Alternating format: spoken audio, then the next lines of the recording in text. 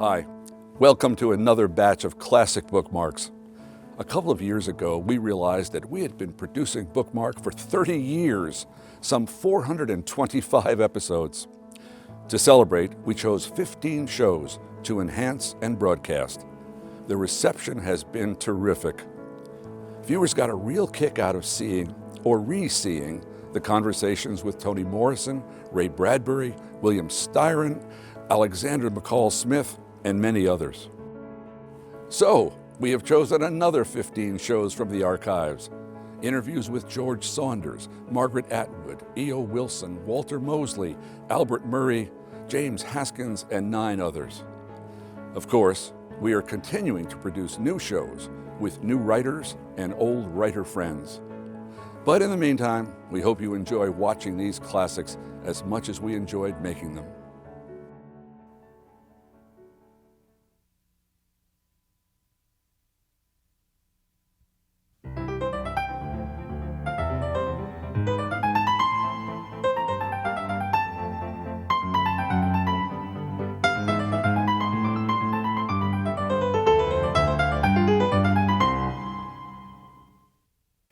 Clyde Edgerton's 8th and newest novel is set in a nursing home and a Piccadilly cafeteria. Edgerton is an accomplished musician as well as fiction writer, and music is an integral part of his characters' lives. Edgerton stopped by the Alabama Booksmith in Homewood, Alabama, where we sat and talked. Well, this is a real pleasure. Thank you for coming in. I've been reading your books for years and looking forward to this conversation. I can't tell you how long. I appreciate it. I'm happy to be here. The newest one, the 8th novel, is Lunch at the Piccadilly.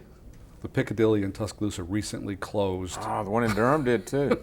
It must be. It's a shame. I can't imagine why, because there's certainly no shortage of old people. Well, that's what you would think, and they're good prices, good food, and Baton Rouge, I believe, is where it started out. A friend of mine read the book and said, "Hey, this is where all this got started." But it's a shame that they're doing less well, perhaps.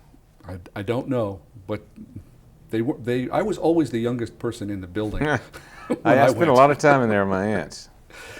You have had old people in your books. In fact, the sort of extended family is one of the hallmarks of your books. Many of the books will have grandparents and kids and old people together in the old-fashioned way. Mm-hmm.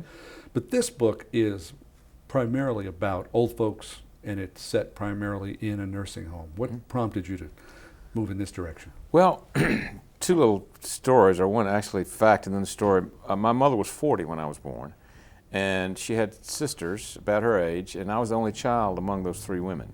So I grew up hearing woman talk, and the men in my family, conversation among the men on Sunday afternoon would be something like, well, looks like it might rain. Yeah. There's nothing much I could do as a fiction writer going back to that, but the women were always talking. They were always a good bit older than the skip generation. But specifically in 1996, my aunt goes into a nursing home, and it's a difficult, kind of an emotional thing, and I was in charge of her, more or less. I was a caretaker. And at the time, I did not have a day job. I was writing full-time, so I could go by to see her at 11 in the morning, 3 in the afternoon. And I'd go by every 3 or 4 days, and one afternoon I was cutting her toenails. And she said to her roommate, whose name was Ernestine, she said, "Don't you wish you had a nephew who'd come and do for you like this one does for me?" And Ernestine said, "I got 2 nephews. They both work." And I said, well, that needs to be in a book. Yeah. But then more seriously, I recognized the courage among some of the elderly people, and the stress on the caretakers, and some of the hired caretakers, how good they were, and on the other hand, how some were not very good. And so it seemed like a dramatic setting. So I said, that's what the book will be, where it'll be set. This, you've got a variety of people in this nursing home. Some of them are past, some of them mean to get back out. Right. Some of them aren't going to be getting back out. How much time did did you visit there 2-3 times a week? Did you get to know a lot of people besides? I did get to know some of the people. You know, you can't go into a convalescent center or nursing home regularly without getting to see the regular people, like in any other organization. So I did get to know some people there, and overhear some conversations. And so a lot of, and the fact that I was so close to it while I was writing the book didn't help me. That's why it took me 5 years. I needed some distance, so I wrote the book and had many sets of main characters in that novel. This is a very academic kind of question, but and I suppose you could lie to me if you want, but when the black nurses' aides sit at the picnic table out in the back and comment on the action inside the nursing home, I said, this man has constructed a Greek chorus of black nurses' aides to comment on the action of the protagonist and the main characters. Did that idea ever enter your head? It did. Good. I did. Good. I did think of that, and I did think about how to write about the organization the way it was, not the way I might hope it would be. And I did think of a Greek chorus, and as I was having that observation. Older people have a lot of issues. There are a lot of things they don't want to give up. But the thing that looks central for many of them is driving. They want to keep on using their cars. And I think that's true. I do. I want to keep using my car. And can I diverge? Sure. For just a minute? I was on an airplane on my tour. I sat down beside this elderly guy. I mean, and he was pretty elderly. I thought to myself, this guy is pretty elderly. We flew. We didn't speak. We landed. We started talking. He says, "What are you doing?" I said, "I'm, traveling around, trying to sell a book. I have to do." I said, "The travel gets a little bit old." And he said, "Well, when you're younger, you can do that sort of thing, but it does get a little hard when you get to be our age." So, I'm hoping I can keep driving for a long time. But one of my aunts gave up driving easily, and she used to talk about a friend of hers, a neighbor of hers, who said driving was the hardest thing she'd ever done, including going through the death of her husband. And then my aunt, who I was the caretaker for, she, one day, after she was in the nursing home and not in good shape, said she needed to practice her driving. And I didn't know what to do. And I said, okay. So we went to this big parking lot, and I got her out and got her behind the steering wheel, and she started driving around a little bit. She said, "Where's the exit?" I said, "We're going to stay up here on top and just drive around a little bit." "Where is it?" "There's the exit." And she goes down to beneath in all this dark and these columns and everything. And finally I got her stopped and took her back to the nursing home. And we talked a little bit, and she never brought it up again. But it was difficult not to say, "You're going to have to stop driving." So when I fictionalized that, once they got to the end of the ramp, I let something else happen. She drives off by herself. There for a while, you've got her going in a great circle. Yeah. Missing all the pillars, but still going in a great circle. You have if this were a Hollywood screenplay, there is a high concept dimension in here. The linking of nursing homes and churches into the Nurches of America. I read that, I just giggled. I thought it was wonderful. But where did it come from? What? I can't remember, and it's interesting that the few interviews I've had, interviewers always say, that's not such a bad idea. And I should preface it by saying I believe that people from churches visit nursing homes probably more than anyone else. And I'm not in the mood to trash organized religion in any way. On the other hand, I cannot remember if I overheard this or what, but I certainly envisioned some elderly person on a Sunday morning, very lonely, watching people drive by to the church. And somehow the concept of having Christians visit nursing homes rather than go to hear sermons might be an idea. And from that, the idea grew, and then I gave it to my evangelist character in the book and let him, having overheard it, come up with this idea of nurches, or nursing homes of the United States. You're not a satirist of religion, not at all. But religion comes in for all kinds of treatments in different books. In fact, book number one, Rainy, the novel that took you off the ground right at the start, is a conflict between a husband and a wife. Part of that tension is because Rainy is so religious. She is so orthodox. She is so straight. And her husband is a college-educated fella. When you look back at that, I mean, what is the question here, I wonder? Where do those people come from? Rainy that book, Rainy, has never stopped being a part of your work. That college-educated husband and that straight-laced believer wife in various forms have moved along through all the novels. Mm-hmm. Why was that novel number one? Why was that the one you had to get off your chest first? It was an accident, and I think in a general way, and then I'll speak specifically, Rainey represents the first 18 years of my life, more or less, as a conservative Southern Baptist. And Charles represents, in some ways, what happened to me after I went north to Chapel Hill to get an education. Taught by communists. Right. And Louis Rubin and other people. But so there was a big change in my life about 18, 19, 20 in there when I left home. And my views and attitudes and opinions changed somewhat, and they're still changing. And sometimes they've gone full circle. But in any case, I think it's fair to say Rainey and Charles represent two different times of sets of beliefs in my life, and it was easy to match them against each other. It's also true that I had 23 aunts and uncles, a family not unlike Rainey's, and my wife at the time was from Atlanta, and her family was, quote, educated, and I could feel some of the potential tensions, which in our case didn't happen, but clearly that potential was there. And they became Charles's mother and father. Right. in the novel. The scene that, the incident that spurred my writing of Rainey, which was kind of to answer your question. My mother and her two sisters entered our house through a window one time when the front door was locked at the screened-in porch, just to use the phone. And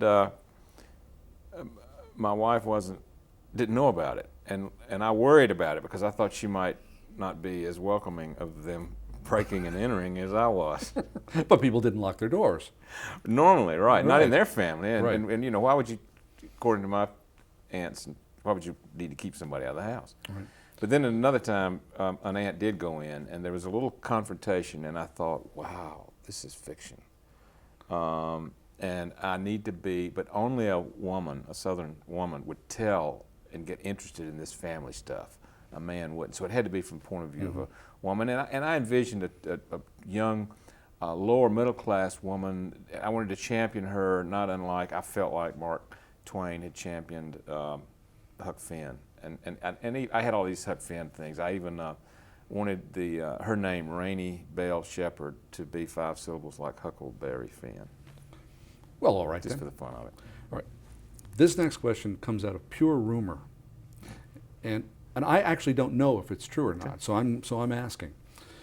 The story that kind of drifted around after Rainey, I think, was that you got into trouble where you were working. Where were you working, and did you get into trouble? I did get into trouble. I was teaching at a little Baptist college in North Carolina, in Bowie's Creek, North Carolina, and the administration called me in when this book came out. I'd been teaching there 7 years, and I thought, well, wow, this is good, because I was up for tenure. And they were withholding my contract. And I thought, again, it was a formality to work out tenure or sabbatical or something like that. But no, they were holding my contract because they didn't like they had problems with the novel. They thought it caricatured part of the body of Christ, which means it makes fun of the church. They thought it showed a clash between the old and the new, with the new replacing the old, and alcohol was used as a catalyst. And they asked me how the book furthered the purpose of the university, a question which I decided not to answer. And I felt my academic freedom had been abridged because they were withholding my contract. And my income, or whether or not I got a contract, depended on what I had to say about a book I'd written. So it became a big controversy. And Louis Rubin sent 50 copies of that novel to 50 universities in the Southeast saying this man may need a job, and I had 3 job offers, so I was eventually able to resign from the little college. And you were, within a very short time, you were able to write Killer Diller, which is a satire of such a school. Has to be, only a slightly bigger version of that school. I think people do tell me, from Baylor and from a lot of small religious colleges tell me that I've written about their school. And I'd had experience with various administrations, and I'd been in the military, and I knew something about organizational structure, so it was fun to do a satire. When you were in the military, you were a pilot. Is that right? That's true. What did you fly? In the Air Force, my main, besides training aircraft, I flew an F-4, a Phantom fighter, and I flew an OV-10, an observation aircraft in Southeast Asia last year of my service in '71. How many of the 8 novels have airplanes in them? Let's see. The 3rd novel, The Floatplane Notebooks, has a has a float plane in it, which kind of an albatross, really, isn't it? Yeah, and it came from it was a gift in real life. I sighted such a fellow with a pickup truck and a boat trailer and this apparatus. This looked like a boat almost, but it had wings folded back and 2 big propellers. And I walked up to it. He was in the cab pulling on waders and a football helmet, and there was a throttle, a stick, 2 rudder pedals, and sitting bolted to the bottom of this contraption was an aluminum lawn chair. And I said to him, I walked up, "Are you going to fly this thing?" And he said, "I'm going to try." I said, "Can I help you?" And we got it in the water, and he zipped back and forth across the lake, and it never took off. And it was such an inspiration, and it's just what I needed for that novel to kind of hold it together. So I put that into the novel. And then in Memory of Junior, I have a main character who is a pilot who has experiences he's unable to tell his son. I did write those experiences in, but they were too heavy for the book. I took them out and made a short story. Vietnam has figured in your work. Yes. A number of characters have gone. In fact, one set of brothers. One brother's a pilot, survives and comes back whole. The other brother is a Marine, right, and comes back an amputee, right, double amputee, right, actually. But you've not chosen to do what many Vietnam veterans did, which was, set a novel there or write a military novel. You've picked at it, right, so to speak, put it in here and there and the other place. The story for me with Floatplane Notebooks was in the home. That was the war story. I had an uncle who, at age 83, committed suicide. He was a veteran of World War I. He had one arm as a consequence of a wound in that war. And at his funeral, the preacher said, "This is one of the last casualties of World War I." And I believe that many stories of war are in homes, and they have to do with loss. So that's what I wrote about in the Floatplane Notebooks. And I've been actually I had about 90 pages of war stuff in that book, and it had to come out. It just didn't. It didn't work. Right. And my good editor helped me realize that, Shannon Ravenel. Then, but right now I'm writing a nonfiction book about flying airplanes, and I'm finding that I have to write about my experiences, my combat experience, and so I'm doing that as we speak. Something else a little out of the ordinary. I mean, when one considers that most of these books take place in the fictional Lister, North Carolina, a town of 600? What's the population generally of Lister? One time, I think it was about 811. You're in a boom. That was a few years ago.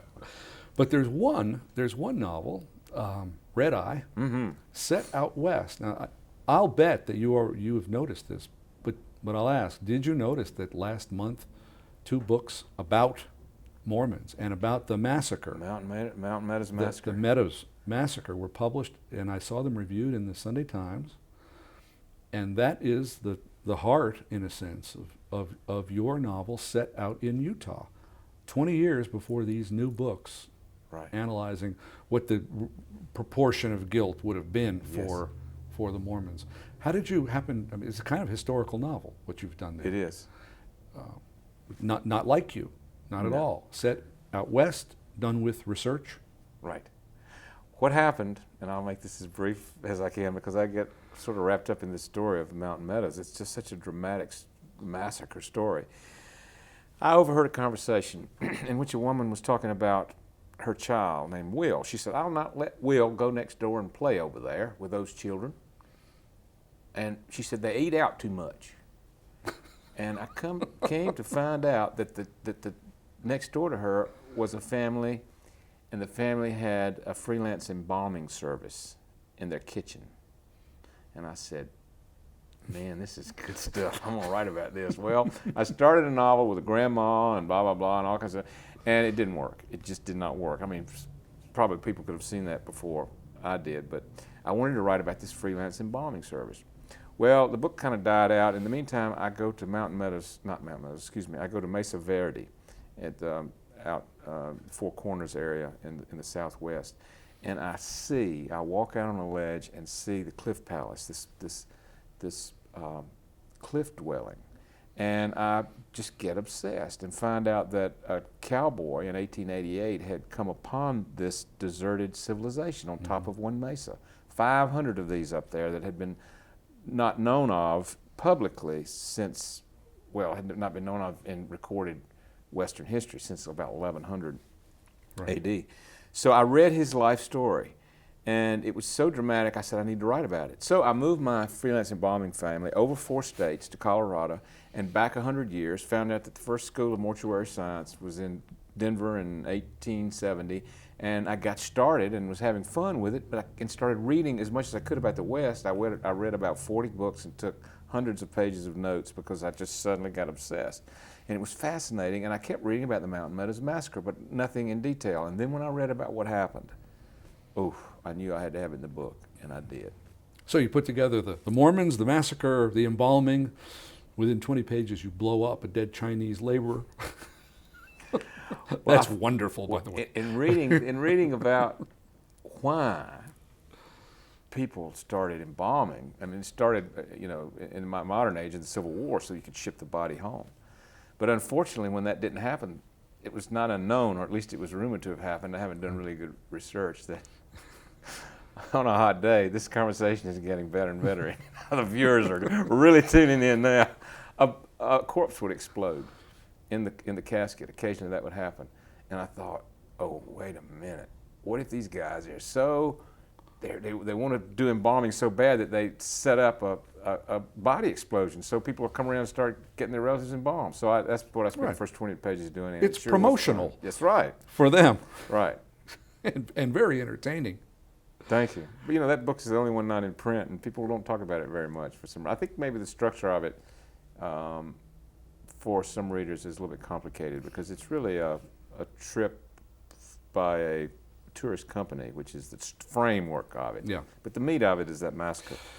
Along with the other component parts of Southern life, the small town, the garage where Fords get repaired, and so on.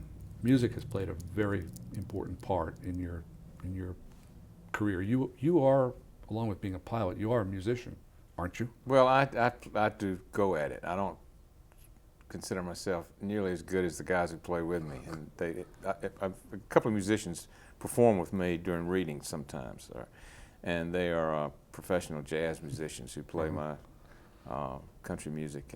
And do you play with your wife? Actually, I don't. I used to when we were married. Different right era. Right. Why do you suppose, I mean, you do this in book after book, people need that music. They want it. They want to play it. They want to hear it. They want to hear it on the radio. They want to be in a string band, and they want to write it. What is this? I mean, I think it's true enough, but why is it true enough? Why do Southerners have this, or North Carolinians in any case, have this pressing need to be involved in the world of music? I'm not sure. I know in my own case, it is, I look for what I can write about with authority, and I can write about that with some authority. And I also have a passion for certain kinds of music and instruments, and I translated that into a different instrument in a Killer Diller. It so happened that music brought together in some ways Rainey and Charles, and so it became a bit of a Exactly, theme. right from the start. There are some books I'm trying to think as we talk. Where Trouble Sleeps, I believe there's no music there, and Just on the radio. Memory of Junior, I think there's none there. But in the new book, Lunch at the Piccadilly, I had a character. Whenever I use my own biography in making a character, invariably for me that character comes out flat. I don't know why, but it does. I have to invent more to get characters who are more alive on the page. So I needed to have this character a little more interesting to me. So to have him be interested in music and start playing music again helped me with the plot of the book. Now we're talking about the nephew. We're talking about the nephew, very Carl. nice man who goes to visit his aunt in the nursing home. He has a yen to write country songs. Right, and I do the same thing. And so I felt like I could write that with some authority. And on the page for readers, he'd be a bit more interesting. So I had him write these country songs. And coincidentally, he wrote the same ones I'd been writing. In high schools, a lot of times, one of the prestigious things to be is a member of the so-called safety patrol. Were you ever one? I certainly was. Were you? No, I was not. Well, I think we ought to call off this interview right now. I don't usually do interviews with people who weren't in the safety patrol. No, I went to a very special high school. Actually, they had incipient juvenile delinquents on the safety patrol. It Really? gave them a sense of responsibility and authority And that left you out. at the moment. Along with, 3 or 4 other songs, though. Your character in Piccadilly writes a song about having been on the safety patrol. Right. Carl and El Ray, the two of the main characters, get ideas from overheard conversations, and a couple of the elderly women are talking about the danger that the squirrels that almost keep getting run over running across the street, and one of them says they need a squirrel safety patrol, and then he remembers the safety patrol and writes this little song. Okay. This is the safety patrol song. I'd like to be on the safety patrol, wear a clean white strap, shine my shoes and stand up straight and wear a sailor's cap. I saw Joe at recess. He told me about his plan to drop a cherry bomb down the boy's commode. He wants to be a dynamite man. But I can't be a dynamite man because, as I've been told, if you drop a cherry bomb down the boy's commode, you can't be on the safety patrol. I'd like to be on the safety patrol, wear a clean white strap, shine my shoes, stand up straight, and wear a sailor's cap. I saw Floyd after football practice. He was sipping on a glass of brew. He said, "Pull up a chair and have a drink, old friend. Here's to me and to you. But I can't drink with all my friends because, as I've been told, if you touch one drop of alcohol, you can't be on the safety patrol." I saw Faye in English class. She handed me a letter.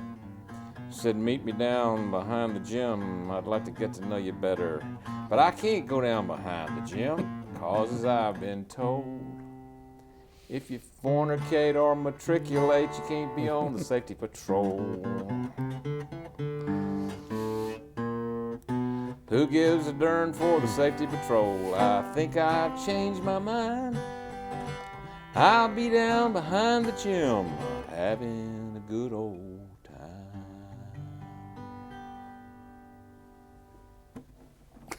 Thank you. You're welcome. Thank you for this whole conversation. This has been a real pleasure. I look forward to the next time. Thanks for reading the books thoroughly. It's certainly relaxing and nice to do an interview with someone who's read the books.